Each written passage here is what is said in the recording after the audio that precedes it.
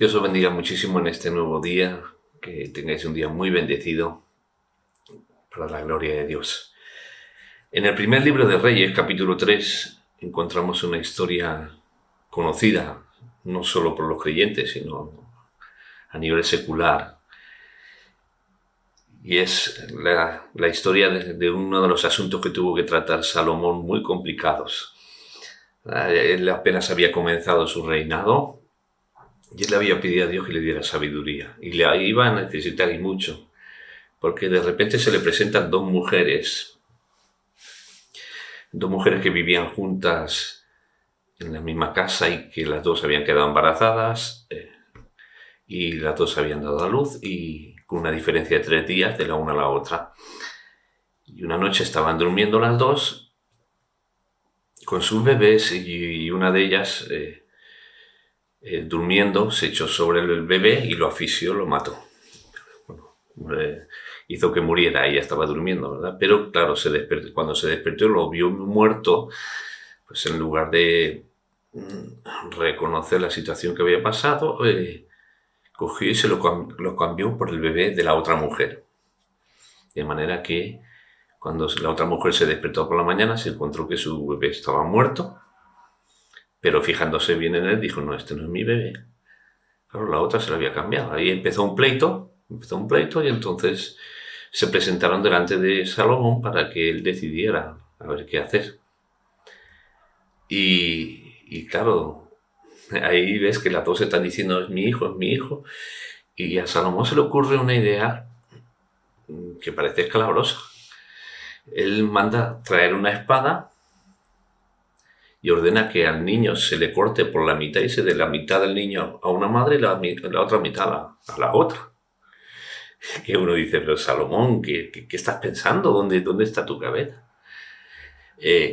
Claro, cuando luego uno ve el resultado de lo que pasó, dice, uy, pues funcionó. Que claro, la mujer que era su bebé de verdad, pues ese día, no lo hagáis, ¿cómo lo vais a matar? No, pero la otra decía, no, ni para ti ni para mí, la mitad para cada uno. Claro, pero también uno dice, pero a ver, ¿en qué cabeza de qué madre se le ocurre aceptar la propuesta de Salomón y decir, no, venga, la mitad del hijo para ti, la mitad para mí? ¿Tú lo puedes entender? Yo no, en absoluto. Y yo creo que tú tampoco. Pero es que lo que ocurre es que, claro, para entender esas cosas uno tendría que vivir en ese tiempo, en ese contexto y entender la cultura, la forma de pensar de aquellos tiempos. Estamos viviendo ahora mismo todo el revuelo de lo que son las elecciones en Estados Unidos, ¿verdad? Y al margen de quién salga ganador y todo esto, hemos visto durante varios días que nos han machacado por la información y ver las movilizaciones en las calles y uno desde aquí, después de ver toda la información que se ha ido mandando constantemente acerca de Trump y todos sus hechos y sus cosas, según lo que la información nos ha dicho, uno se sorprende al ver de qué manera más de 60 millones de americanos le han votado.